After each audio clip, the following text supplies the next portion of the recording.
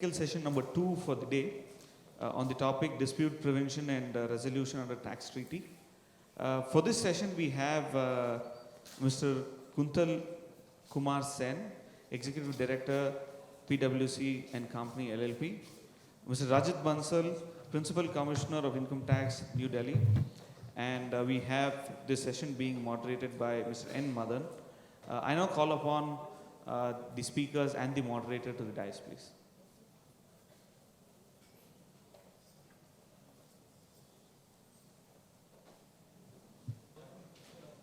For this session, I would like to introduce the speakers and the moderator. On behalf of IFA, I welcome both the speakers and the moderator for this session. I now introduce Mr. Rajat Bansal, who is a senior IRS officer, presently in the position of the Principal Chief Commissioner of Income Tax. He's also the first and the first member of the GAR panel. He's been the Joint Secretary Foreign Taxes in the Department of Revenue, and he's represented the Government of India for a period of 6 years in treaty negotiation, MAP, APA, and exchange of information in respect of countries with countries in Asia, Australia, Africa, and Latin America. He has also conducted and signed India's first bilateral APA with a Japanese taxpayer in 2014. He is a member of the UN Tax Committee on Cooperation in International Tax Matters in expert/personal capacity for the period 2017 to 21. He is actively involved in the work relating to tax challenges of digital economy, UN model updation, UN transfer pricing handbook revision, and UN dispute resolution handbook. A big round of applause for Mr. Rajat Bansal, who's joined us here. Mr. Kuntal Kumar Sen is an advisor in PwC and Company, or Waterhouse and Company. He's an ex-IRS officer of the 1984 batch, and with an experience over 29 years with the Income Tax Department. He's held the position of the Director of Income Tax, Mumbai, at the time when he took a voluntary retirement. Mr. Kuntal's experience include in the fields of corporate tax, international taxation, transfer pricing, litigation and non-related dispute resolution. He has handled various cases of high-pitched litigations across various sectors, including automobile, infrastructure, banking, ITES, media and entertainment, power, telecom, oil and gas and chemicals, etc. Mr. Kuntal has held key and eminent positions as member of Dispute Resolution Panel Mumbai and Secretary and Department Representative in Settlement Commission. Kuntal is also a regular speaker in many professional organizations such as ASSOCHAM, BCAS, IMC, etc. I now welcome Mr. Kuntal to this august audience. Lastly, the moderator for this session, Mr. N. Madan, needs no introduction to the Chennai audience. Is the regional managing partner of the southern region of PwC India. He leads the Chennai and Hyderabad tax and regulatory services practice. His professional experience spans over 26 years, out of which 21 years he's been in the consulting field and 5 years in industry. He has wide experience in corporate tax, transfer pricing, litigation and advisory relating to inbound and outbound investments, several cross-border transactions in his career. So Madan is also actively engaged in briefing a lot of senior counsels in critical litigation matters before the Authority for Advanced Ruling, the Settlement Commission, the Income Tax Appellate Tribunals, High Courts and the Supreme Court. I welcome you, sir, to this program. I now hand over the proceedings of this session to Mr. Madan. Thank you, Vignesh. Good afternoon to all of you. I'm sure you would be thinking that the session has started a bit late and we have a limited time before we stop over for lunch.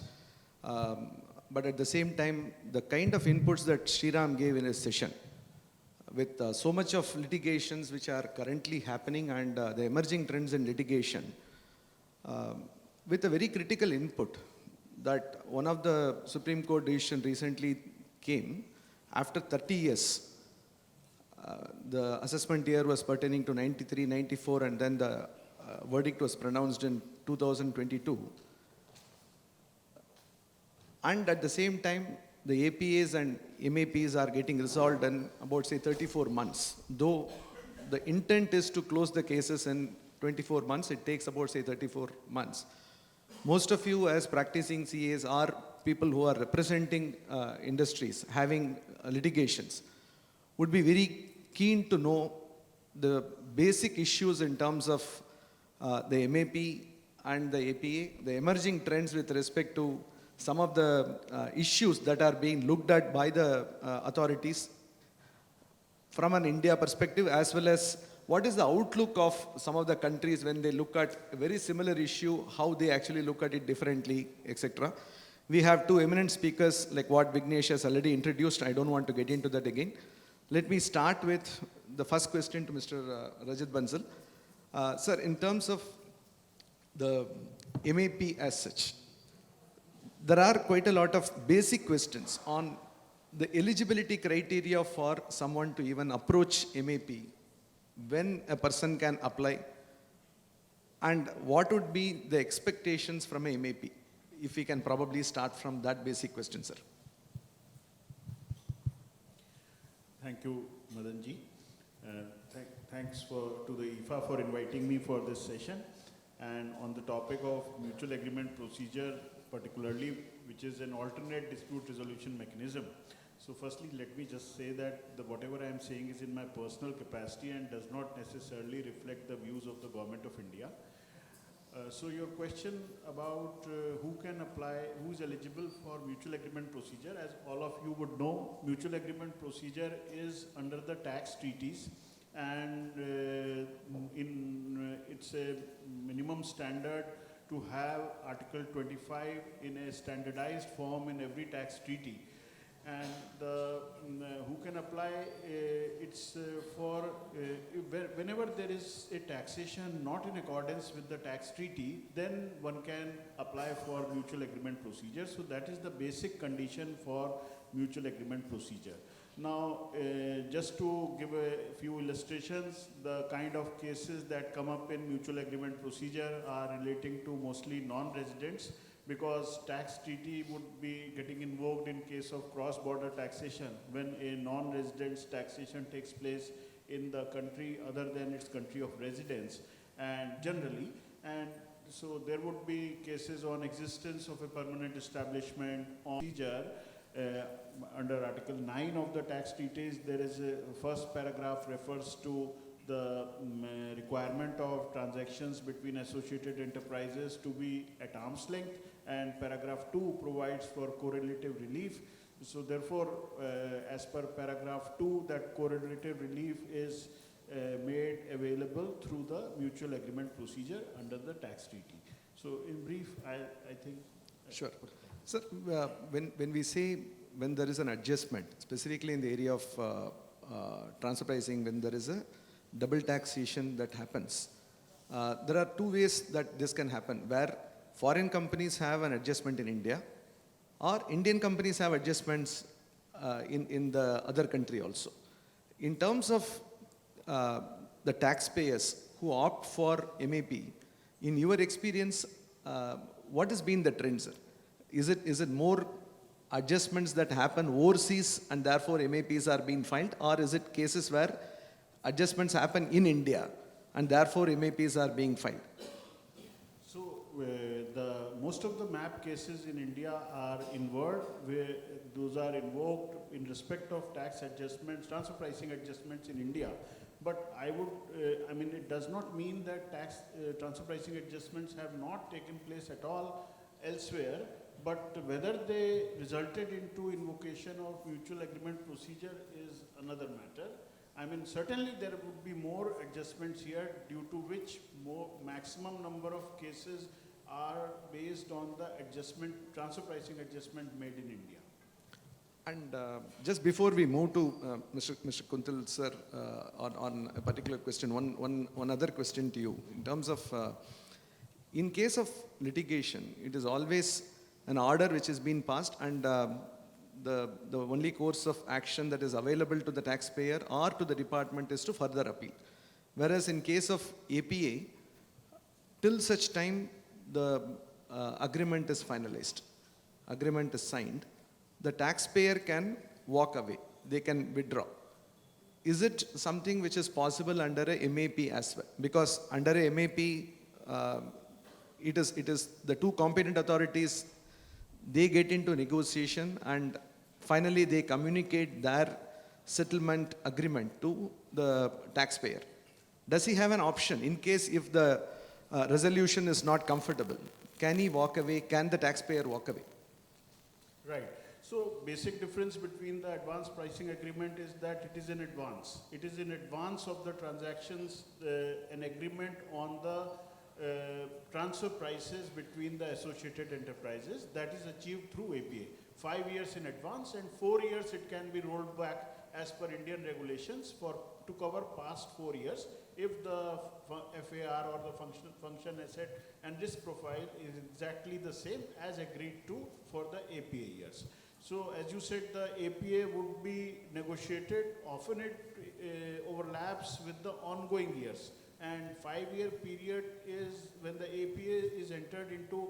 2-3 years have already happened, and maybe it's even in the final year then APA is concluded of the APA period. World over it is the same situation. It's not that only in India it is happening like this. But for MAP, as you said, it is the MAP resolution, if it has occurred between the competent authorities, is put to the taxpayer at the end of the MAP resolution between the competent authorities. And taxpayer has an option to accept or reject it at that stage. And for acceptance, it will have to fulfill the condition of withdrawal of appeal and then the order giving effect to MAP reached between the competent authorities will be passed.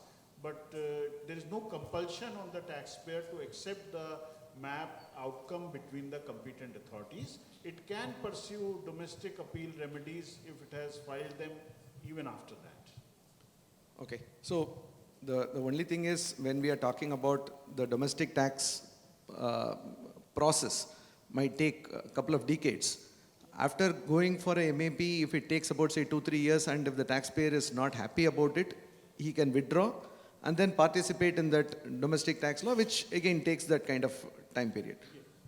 So it is about the time that one takes for getting the issues resolved as compared to how much more money that he can actually or the taxpayer can cough up to settle the issues much earlier.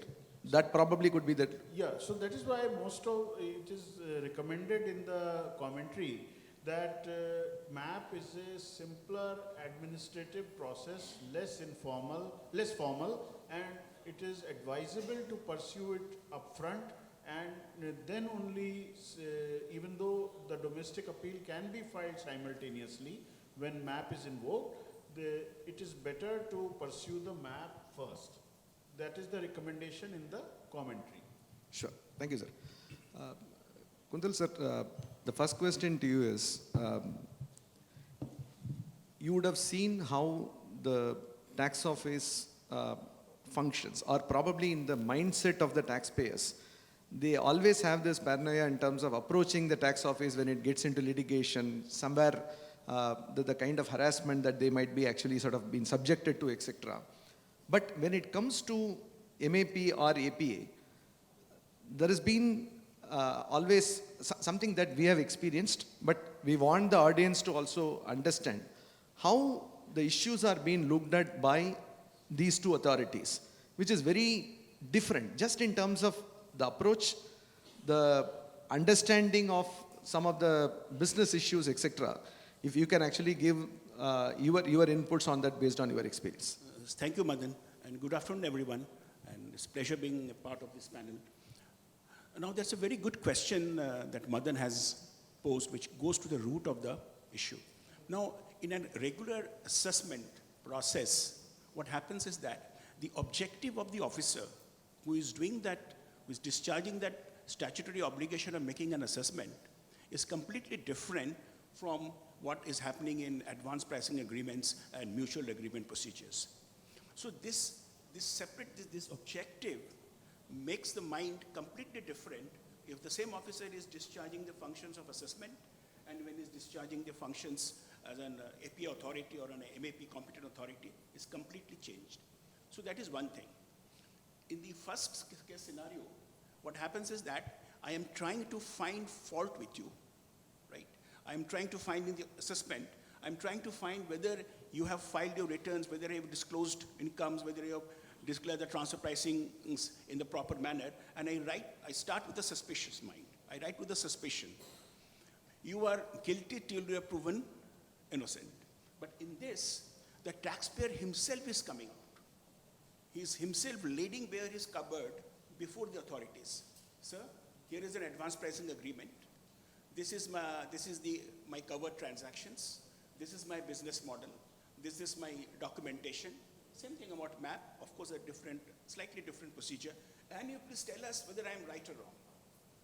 So this makes a process which builds trust between the tax authorities, more trust. It's not that in the other system there is no trust, but I'm just comparatively I'm saying. So that is one thing, that you are voluntarily coming to the tax authorities to let yourself be questioned. One. Secondly, now this advanced pricing agreement program is the star program of the department. Sriram was referring to it when in his talk, that how all the litigation options, dispute resolution options, this is something which is really working well, right? Even MAP is working well, subject to certain limitations. Now, why is it working well? First, there's a very robust mechanism the department has put in place. The advanced pricing procedure also is very well defined. There is no scope for any discretion in this process. You file the application, there is a questionnaire, right? You respond to the questionnaire. Then, a very important thing is that the issue of site visit. The authorities, you are welcoming the authorities to come to your business premises, to come to your workshop, to take interview of your staff, of your executives, to show that whatever position you have taken is correct. Unlike in a case where in an audit, what will happen is that the department will itself come to your house unannounced because they have some suspicion. But here again, as I'm telling you, the key is that you're letting bare all your documents, all your case. Third is the spirit of negotiation. At each stage of the APA process, you have the option to negotiate, to interact formally, informally with the authorities in a very friendly process. You can say that, yes, this is not an acceptable position for me. The authorities will say, no, this is accepting position for me. And since this is an agreement, both are in the spirit of compromise. Right? So this is another third aspect, is that the door of negotiation is open in all aspects. When it is with the AP authority, then when it goes to the competent authorities, Rajat sir was there. You can discuss at that stage. Even at the stage of the Central Board of Direct Taxes, highest authority member, you can discuss. So these are all the reasons because of which, Madan, I think this alternate dispute resolution of APA and MAP are doing better than other routes of litigation. Thank you, sir. Just in continuance of that question, in case of APA, even for a transaction which is proposed to be undertaken, the taxpayer can approach a APA, and in terms of a transaction which is continuing in nature, the taxpayer has the option of even going for a rollback. Thereby, the transaction for about 9 financial years can be covered.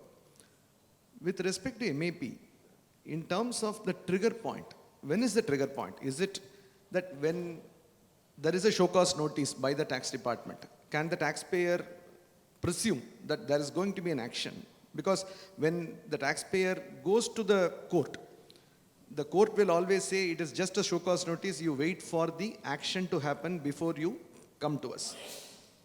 But when it comes to an alternate dispute resolution, when the mindset of the tax authorities come to light, when there is a show cause notice, is it the time when they go to the MAP, or should there be an order? No, Madan. See, as the Act says, as the treaty says, as Rajat sir was mentioning, is that the MAC can be invoked by either of the residents when there is a final determination of income which is not in contravention of the treaty. Now, coming to your example, at a show cause stage is only an exploratory stage. At that stage, the officer is only giving you an opportunity to explain your position vis-a-vis the findings that he has recorded in the show cause.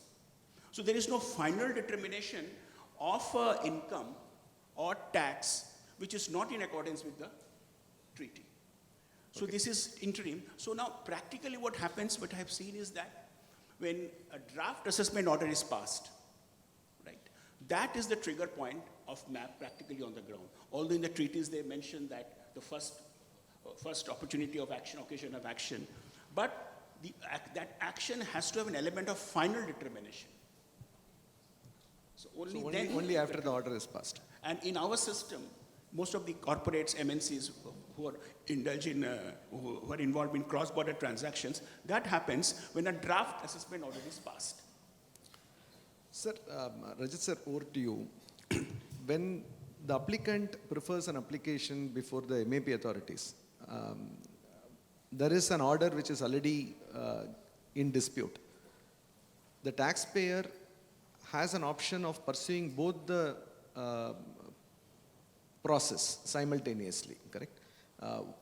Is there an option for either the commissioner or the tribunal to put the process under abeyance till such time MAP is resolved? That is question number one. And question number two, which is even more important, because in the earlier presentation, we were told that a MAP resolution automatically does not give immunity from penalty. But at least till such time the MAP is resolved, is there a mechanism where the payment of taxes is suspended? I'm aware it is there in few countries, but what's been the mindset of the government in terms of extending that to other countries as well? So these are two questions. So first point is about keeping the proceedings in abeyance during the pendency of MAP. Now, it happens that, of course, the field authorities are aware that there is a MAP invoked by the taxpayer in this case. And I have seen cases where on request by the departmental representative that this case is in MAP, or by the taxpayer that this case is in MAP, tribunals have kept that case in abeyance. So that's very much possible. And for efficient utilization of resources also, this is good, because there is no point in, we know the pendency of cases in the tribunals and before CIT appeals. So if there is a particular procedure, in this case MAP followed already, is in active stage, then there is no point in really taking up the other domestic resolution mechanism also simultaneously, and that can wait. And so this is one. And second, your question about the collection of demand during the pendency of MAP. So as you referred to, there are certain MOUs with I think 5-6 countries that India has entered into, where on furnishing of a bank guarantee, the tax demand is kept in abeyance as per the memorandum of understanding in those cases, in cases involving taxpayers of those countries. Now, I'd like to tell you about two dimensions of this issue of keeping the collection in abeyance. Firstly, yes, if there is a collection already done and the case is under MAP, then naturally there is a tendency on part of the competent authority of the country where the adjustment has taken place to take, there may be a tendency to take conservative stands, because if it is decided against that country, then against the adjustment, then the taxes will have to be refunded. And world over, the authorities are not so comfortable in refunding what they have already received due to payment of interest and what has already been realized by that country. So that's a practical issue. But at the same time, the other aspect is the tendency I have seen of taxpayers who have who have furnished a bank guarantee.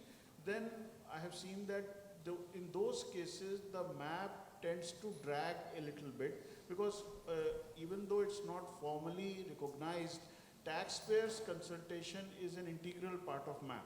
So the competent authorities tend to consult the taxpayer, or there should be generally, because there is so much pendency, that a little bit of interest by the taxpayer makes that case in the forefront.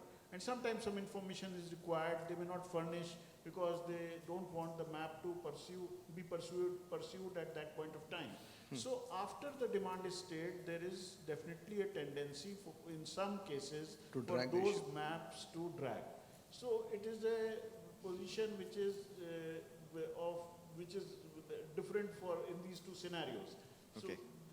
And otherwise, the third point is that domestic mechanisms for stay of demand are equally applicable in cases of map as they are in any other case. So an MOU may result in 100% stay of demand, but domestic mechanisms otherwise also for cases under appeal generally restricted to 20%. Or even more, it may be even less if the staying authority agrees to do it. Okay. But in terms of the government's thought process on extending this MOU to other countries, can we take it like it might happen given the pendency of, or given the thrust of more number of companies approaching MAP, etc.?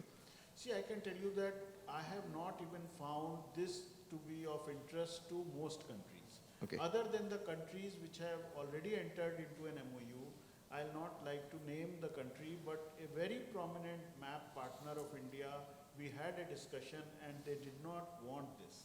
So Okay.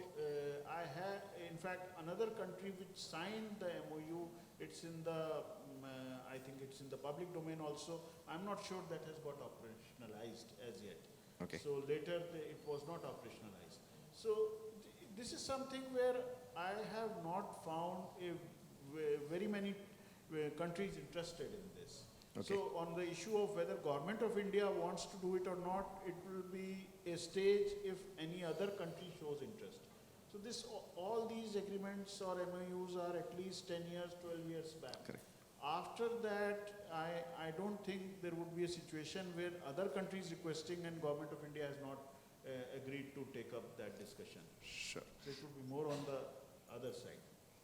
Kuntal sir, in terms of your engagement with several of the taxpayers, do you see this as a stumbling block in terms of companies preferring a MAP? Because like what Rajat sir said, there could be immunity of 100% if they go, and if these countries are involved. But in terms of domestic tax process, there is a 20% payment and then the balance is automatically stayed, which is not possible in case of MAP. So does this change the mindset of the taxpayer? See, not exactly always. See, the taxpayers, you have gone to map to obtain certainty about a situation, about a dispute. And in the process, because your regular litigation is progressing, so you have this outstanding demand. Of course, it helps, this kind of an MOU, the taxpayer, it helps the taxpayer to at least manage his cash flow till the MAP is decided. Sure. But I don't think this is the prime objective of going to a map. Before it. Sir, moving away from the administrative part of the MAP and APAs, sir, with your rich experience being the chief of this MAP resolutions for about say 6 years period between 2014 to 19, if you can give inputs on the kind of issues that are generally come up before the MAP forum, and how some of these issues are dealt with in terms of the approach by the different countries. That would be interesting because we also heard a binary issue will not be dealt with by the authorities, whether there is a PE or not, whether royalty should be there or not, because it will be more of attribution, because each country would also want to secure that kind of tax which they have to either give it back as a correlative adjustment, etc. So your inputs will be very valuable. So first of all, I will say that there is no such mindset or restriction on not addressing the fundamental issues like whether there is a PE or not. I mean, there is no, in principle, restriction on that. and it is very much an eligible issue to be decided under MAP. The only thing is in practice, because of the facts that are on record or that are put forth by the assessing officer, if he has made out a case of a PE, then sometimes what happens is that the facts are in gray area. It is not possible for anyone to say with certainty easily that this is a case where it can be said that there is no PE. So generally what my experience is that the cases which are easier to resolve, easiest to resolve, or which I have found to be getting resolved maximum are the transfer pricing cases. Because in transfer pricing cases, there is always a midway where the things can converge between the two competent authorities. They result in, it is not a zero or full kind of a situation. In PE cases, sometimes the competent authorities are quite sensitive about accepting a issue of PE being there. I mean, I found that many countries, we suggested that since it is a gray area on existence of PE, please let us move on to the attribution issue. You are not conceding that there is no PE, there is a PE, but still we can move on to the attribution without prejudice to the aspect of there being no PE or PE. But they did not agree. So sometimes the existence of PE is a sensitive issue, or they feel that if we concede in one case, even though it does not have a precedential value, it may be later cited as an example that yes, you agreed for a dependent agent PE in that case. Therefore, this is a similar case, and you also agree to move on to the stage of attribution. So therefore, I found that this transfer pricing cases are most prone to resolution. Rather, almost every case except maybe the AMP cases right now were found to be getting resolved. Royalty cases easily getting resolved. IGS cases getting resolved. Transfer pricing adjustment in case of manufacturing companies or services company. All of them, several other dimensions of that, like capacity utilization adjustment or other kinds of adjustment, forex adjustment, whether to treat it as operating or not operating. All those issues are discussed, and they are easily easily understandable between the competent authorities of various countries. Now, your other question was the difference between the countries towards their approach in MAP. Now, I would say that the approach is perhaps not so much country specific as it is competent authority person specific. I mean, the person may be coming from the same country, again, may be a more open-minded person than his predecessor from the same country, and maybe it varies across the country. But still, sometimes the countries which do not have the same language, I mean, like the non-English speaking countries where they conduct their negotiations in their own language with the help of an interpreter, sometimes probably it takes more time to make them understand the issue at hand. And to some extent, the general culture prevailing in the MAP office of that country may also affect the success of the negotiations. And ultimately, the relationship between the competent authorities built over a period of time plays a very important role in resolution of MAP cases, because after all, trust built between because you are discussing some case by giving facts of the case from two sides. And it's not subject to detailed verification in a way. I mean, no one will give something, some absolutely wrong figures or wrong facts. But at the same time, there is no verification, and one can maybe say something in a twisted manner which will not mean the same thing as it may be put forth. So there, over a period of time, if the experience of dealing with a particular competent authority has been that whatever he says is correct, because they go back, they verify. So if it is correct and what he said is trustworthy, then the resolutions become easier. So you touched upon a very interesting aspect of not getting into too much of verification of information, but it is more in terms of the trust. I understand it can't be only trust actually. It has to be also verification of information. Generally, in terms of the domestic process of whether it is assessments or appeals, specifically on transfer pricing disputes involving intra-group services or payment of royalty, the kind of documentation that's been insisted upon to prove that there is a benefit that was received from the other side is quite immense in terms of the documentation. How these things are looked upon either in MAP or in APA? In fact, the question can be addressed by both of you. So, intra-group services, as you say, benefits test, then that's one area where often the difference of opinion between the adjustment-making country and the other country is vast.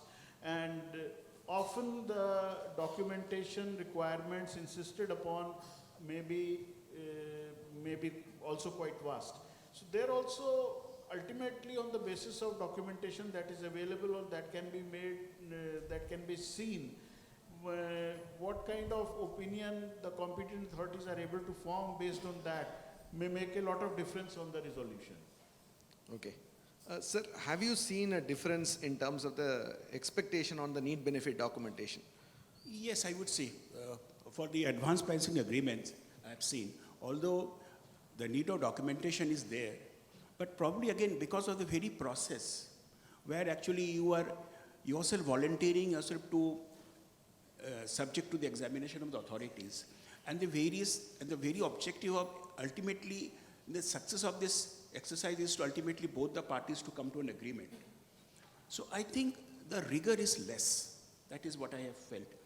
A reasonable level of documentation, a reasonable level of benefit analysis. It's not that I find in none of the APAs that we have been handled, where they have gone too much into detail. Once they found that is okay, the documentation and the nature of the services is reasonable. So that is how we'll put it. It's more reasonable in the APA process than in the audit and litigation process. In the litigation, Madan, I can add one more point, is that on this documentation point, right, many times I found even the tribunal, right, because the taxpayer says that I was not given the opportunity to submit these documents. The transfer pricing officer is always in a hurry, right? So these matters are more often than not remanded back again, and the taxpayer is put to a second spell of whole process. Litigation, correct. So these kind of things help us in going for this alternate resolution because of, particularly for these transactions. And related to that aspect, in case of alternate dispute resolution, specifically in case of MAP, sir, the biggest advantage as compared to the domestic litigation process is the correlative adjustment. That whatever, so let's, for the benefit of all, assuming if there is going to be a 20% adjustment that's made in case of a taxpayer in India who is a non-resident but he suffers a 20% adjustment, he would have already, that taxpayer, assuming he is a US tax resident, he would have already suffered this income in US. And in a MAP, if this 20% comes down to, for example, 7%, then the excess 13%, so he is getting 7% relief. So the 13% of double taxation, he gets a correlative relief in US. Does this happen in all the cases in terms of the correlative relief, or are there some countries where they actually sort of deny this relief, sir, in terms of your experience? Correlative relief is desirable because it will eliminate the double taxation, but it is not necessary for concluding a MAP. And yes, I have had experience with competent authorities who agreed on MAP but did not agree to give any correlative relief, and the taxpayer also accepted it, because as you were giving the example of 20% adjustment, let us say, and 13% is removed in MAP and only 7% is sustained. Maybe because these are all, I should say, gray areas where no one can say that what is the exact number that is correct. So maybe at some stage, in everyone's interest, it is better to accept that 7% rather than insisting on 0% from the other countryside, and for this country to insist on, let us say, 20% or closer to 20%. So, therefore, there have been situations in reality where the competent authority did not provide for correlative relief, and taking the taxpayer on board, the MAP was concluded. Okay. If I may add, sir, one point here. Even in the latest guidance of MAP, the Indian authorities have allowed correlative relief even in case of a unilateral APA. Point is that whether it is practicable or not, that's the point. What they have said is that when an unilateral APA is signed, right, and suppose based on that, in violation of that, there is any adjustment in the other country, then then the MAP access is allowed. And in that case, the other authority may allow a correlative relief, but India will stick to its own position.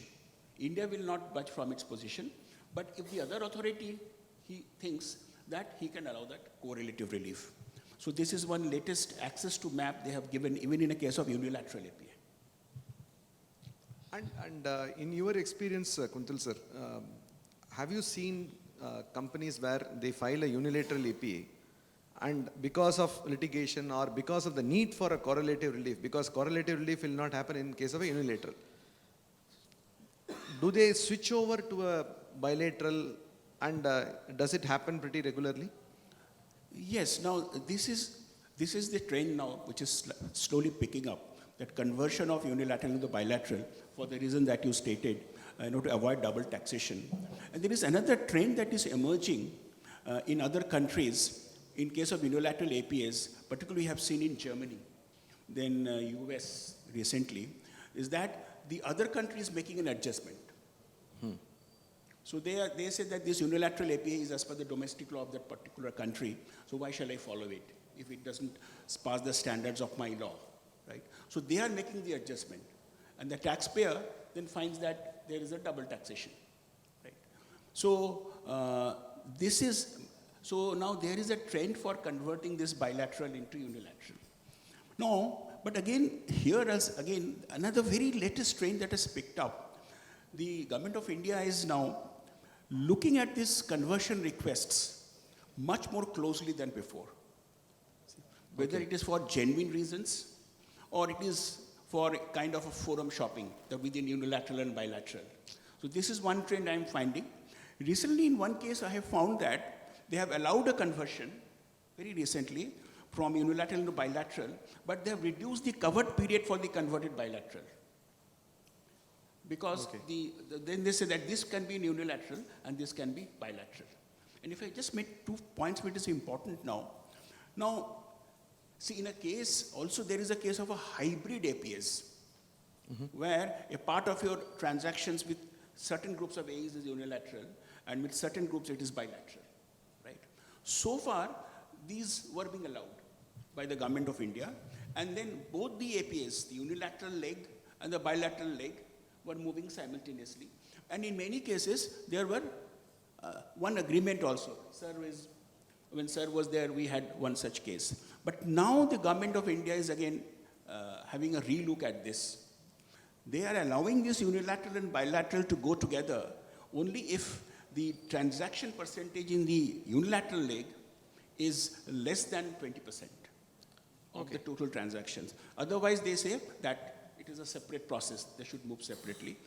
At the same time, again, even in a case where these things are moving together, probably unilateral, the markups or the outcome of the unilateral is slightly more adverse to the taxpayer than in the bilateral. I mean, suppose in a cost plus markup, so probably the bilateral will have a few percentages less than the unilateral. So this is the latest trend that I thought I would share. Sure. Thank you, sir.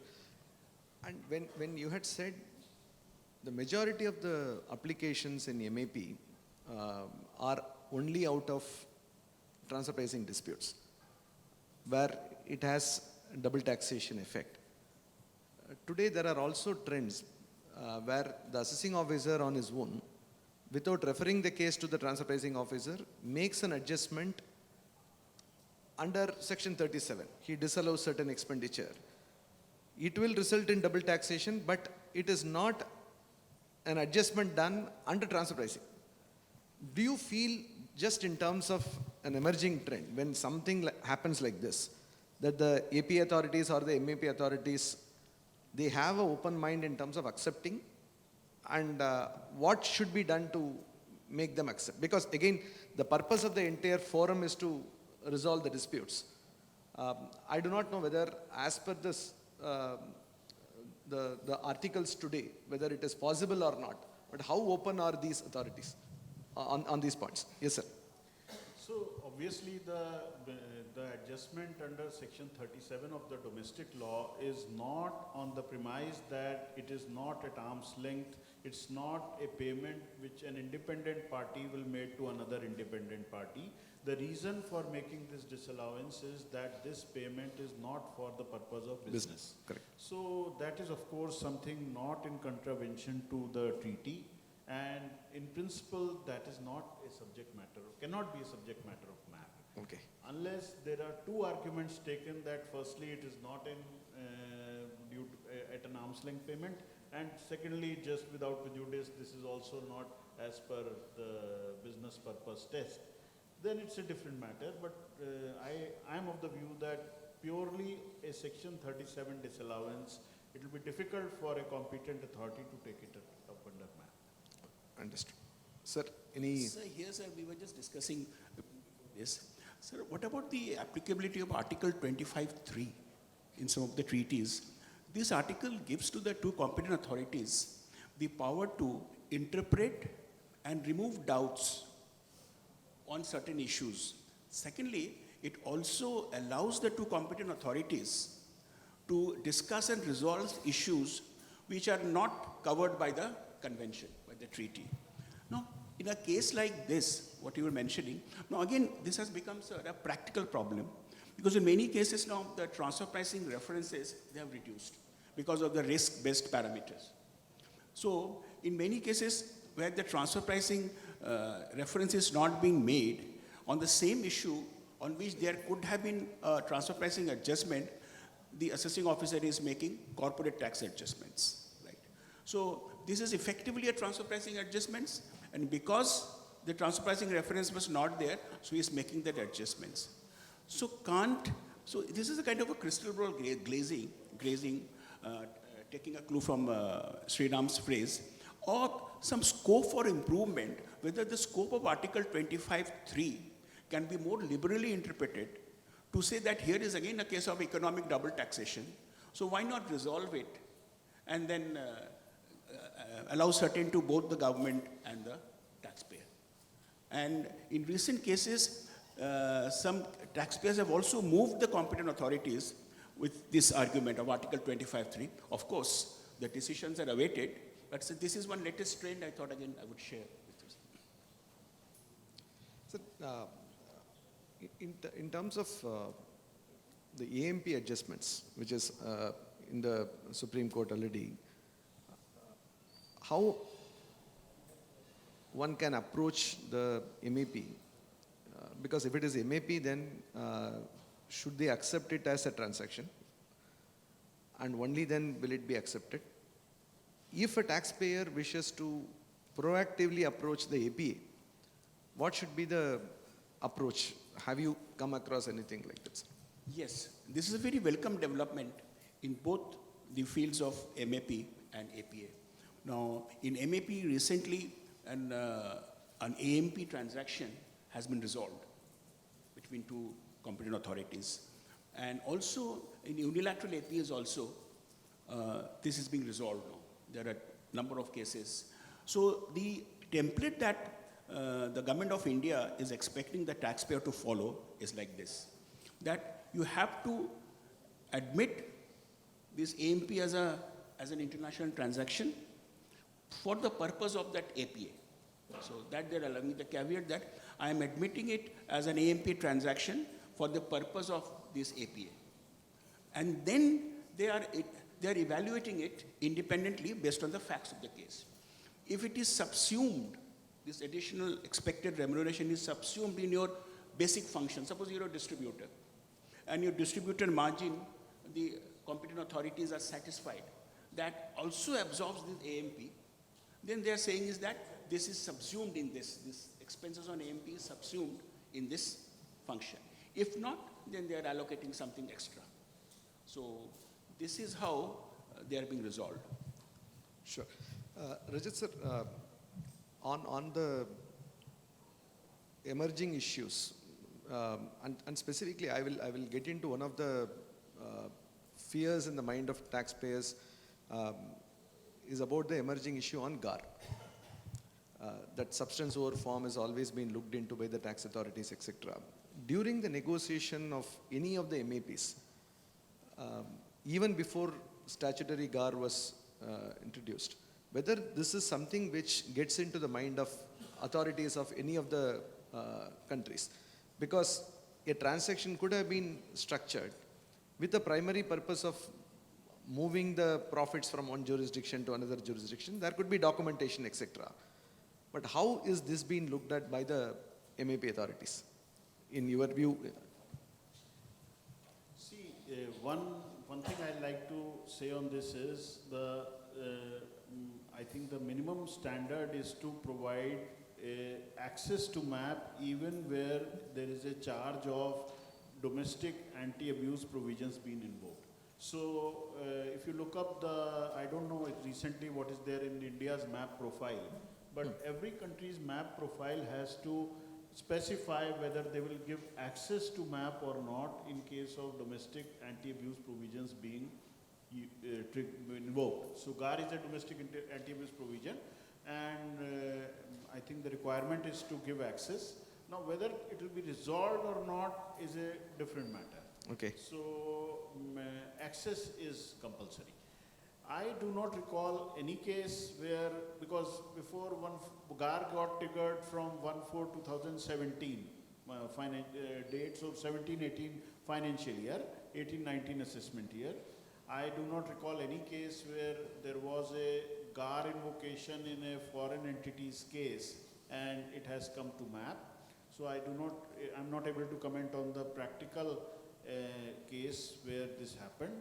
And as you will also know that in non-residents cases, the treaty itself has got from 1/4/17 the principal purpose test as a minimum standard in every treaty, as well as the change in preamble of the treaty, which says that double non-taxation for the purpose of tax evasion or tax avoidance is not the purpose of the treaty.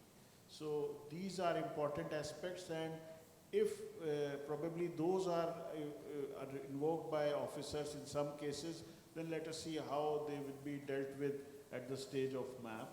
And practically that stage has not yet, I think in no case that has happened as yet in MAP. Okay. Sir, given the eminent speaker's time availability here, I would want to just invite couple of questions from the audience, if you have directly, that you can raise to Rajat sir or to Mr. Kuntal sir, as you may wish. Yes. Thank you, Mr. Bansal. You are attempted to ask about his experience on GAR panel. I know it is just starting, but what do you see? So GAR panel is functional for 1 year now, and there have been cases, and the panel has already disposed some cases.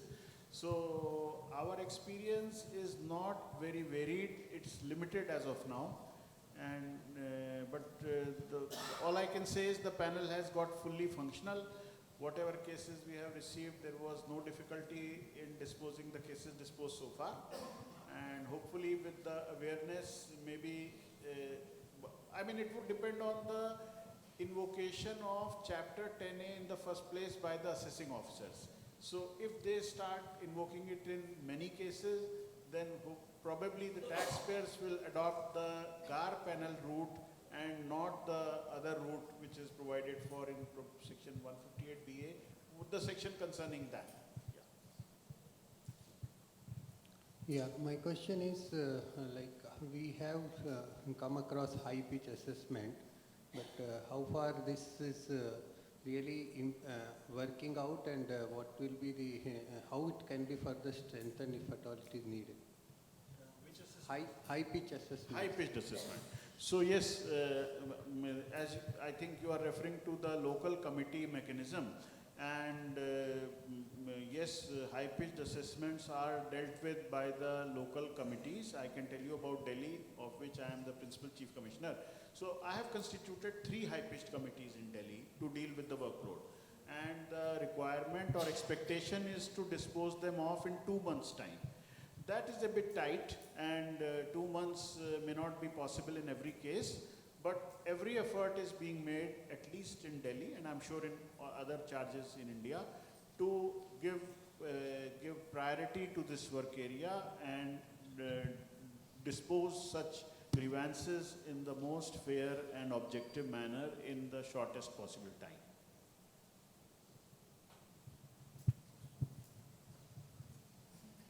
So one question on how is your approach on MAP in case of individuals when they go for the tiebreaker test? How is the approach? How is the MAP views those perspectives? If you can just throw some light on individual perspective also, it would be helpful. So probably you are referring to the MAP application by an individual rather than a company. So therefore, here in India, mostly I would feel that large businesses are not done by individuals. Those are corporate entities or other entities. Individual cases will be mostly on the issue of residence, dual residence or residence. Europe has very many cases on residence issue, and contrary to what we may believe, that most of the cases under MAP are on profit attribution of PE or PE existence or transfer pricing. I think the statistics shows that around 50% or 40% cases in Europe or the MAP caseload is of residence issues, other issues. We don't have any such cases because those places people may be traveling from one European country to other European country very often every weekend or every week, and they may be spending time almost equally in the 2 countries, and the issue of dual residence may be arising very frequently. Therefore, the number of such cases are very large there.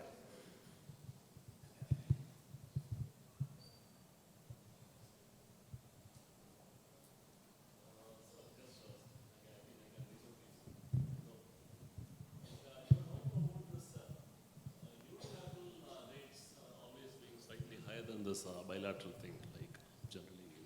Sorry, can you repeat your question? Yeah. That in APA, this unilateral APA rates, like maybe if there is a hybrid thing, like a partial, this thing is under bilateral and the rest is under unilateral.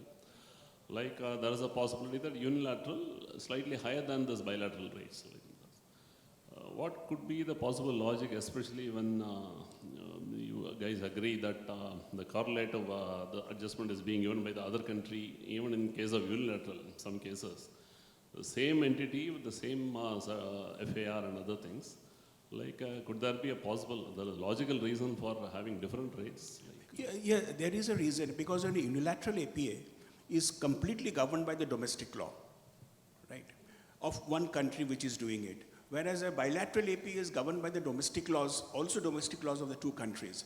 There is always a balancing, and there is also a balancing element where we are negotiating a bilateral, because this is India's domestic law versus US domestic law.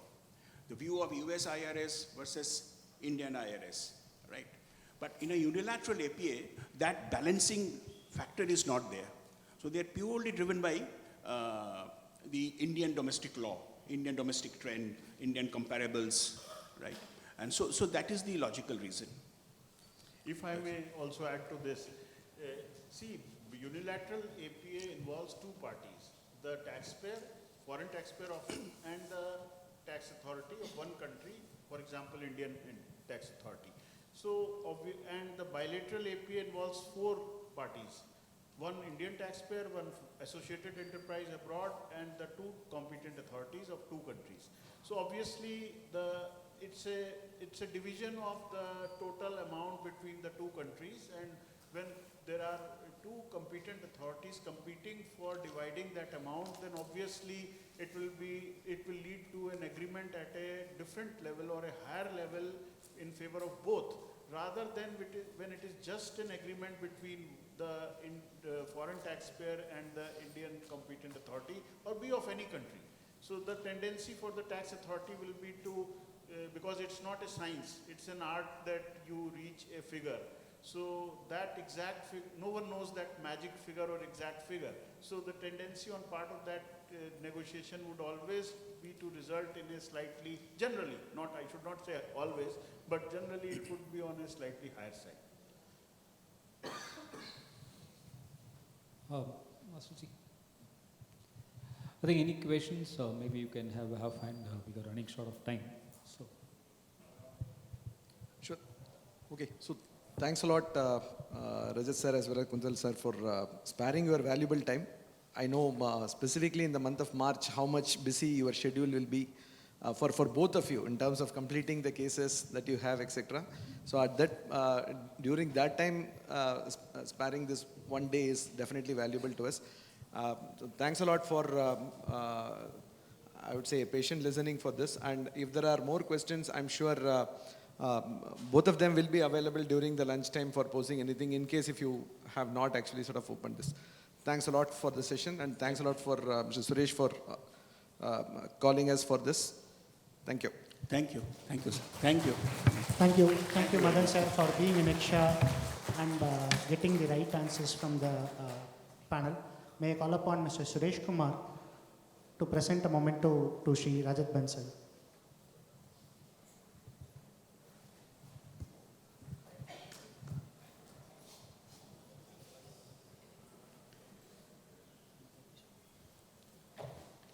Mr. N.V. Balaji to present a memento to Kuntal Kumar Sen.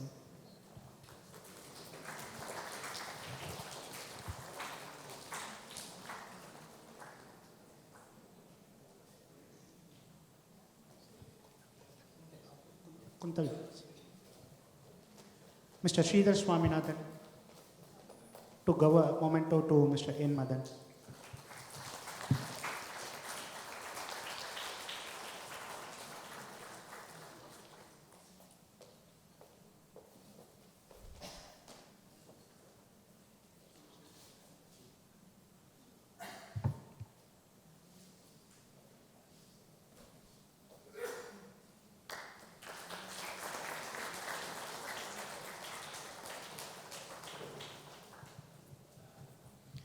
Thank you all. We break for lunch and we'll resume at 2:30 p.m. sharp.